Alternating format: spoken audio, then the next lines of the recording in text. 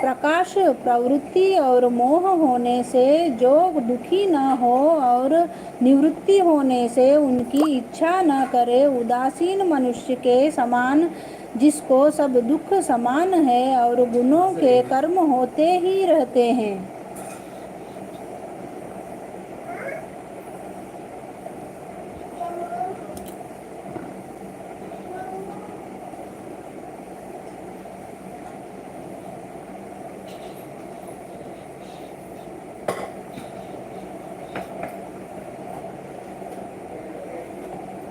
यह जानकर जो निश्चित रहता है और कभी विचलित नहीं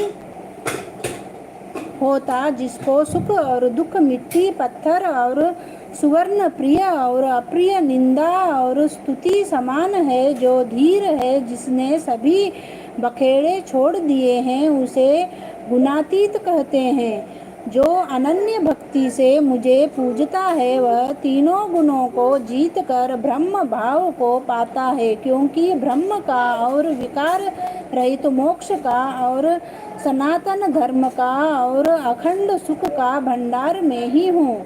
इति श्रीमद्भगवद्गीतासु उपनिषत्सु ब्रह्मविद्ये योगशास्त्रे श्रीकृष्ण अर्जुन संवादे विभाग गुणयंत्र योगो नाम 14वां अध्याय समाप्त। बोलो श्री कृष्ण भगवान की जय। 14वें अध्याय का महात्म। श्री नारायण जी बोले, हे लक्ष्मी, शंकल द्वीप का राजा एक दिन शिकार खेलने को चला और भी राजा शिकार खेलने साथ चले। शंकल द्वीप के राजा ने दूसरे राजाओं के साथ शर्त बांधी कि जिसका कुत्ता शिकार मारे सो लेवे। सब राजाओं ने अपने अपने कुत्ते छोड़े। तब एक सुस्या निकला, उसके पीछे कुत्ते दौड़े। सुस्या दूर निकल गया और कुत्ते पीछे रहे।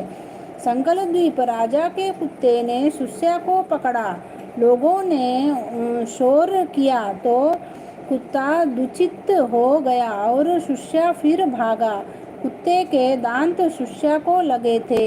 रुधिर टपकता जाए, सुस्या भागा जाए और कुत्ते पीछे रह गए।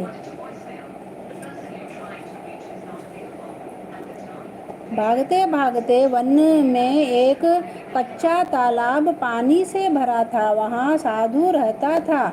उस तालाब में सुस्या जा गिरा और पीछे से वह कुत्ता भी जा गिरा। इतने में राजा भी घोड़ा दौड़कर वहाँ पहुँचा तो देखा कि दोनों तालाब में मरे पड़े हैं और देवदेही पाकर वैकुंठ को चले हैं। राजा को देखकर उन्होंने कहा, हे राजन, तू धन्य है, तेरे प्रताप से हमने देवदेही पाई है। राजा ने पूछा, यह कौन, कैसे? तब उन दोनों ने कहा, हम नहीं जानते, इस जल के छूने से हमें देवदेही मिली है। राजा ने कहा, मेरे धन्य भाग, जो तुम्हारा उद्धार हुआ है। इतना कहकर वह वैकुंठ को गए। राजा ने नमस्कार करके पूछा, हे संत जी, वार्ता कहो, यह कौतुक आश्चर्य क्या देखा? सुस्या और कुत्ते दोनों का इस जल से स्पर्श करने से उद्धार हो गया। यह जल कैसा है? उस संत ने कहा, हे राजन, मेरा गुरु यहाँ रहता था। नित्य स्नान कर गीता के 14वें अध्याय का पाठ किया करता था। मैं भी यहाँ स्नान करके गीता का पाठ करता हूँ। राजा ने कहा, धन्य है जो आपके प्रताप से ऐसी योनियों का उद्धार हुआ है। मेरे धन्य भाग है जो आपका दर्शन हुआ है। श्री नारायण जी ने कहा, हे लक्ष्मी, 14वें अध्याय का महात्म तुमने कहा है। बोलो श्री कृष्ण भगवान की जय। श्री कृष्ण, जय श्री कृष्ण, जय श्री कृष्ण, श्री कृष्ण गोविंदम।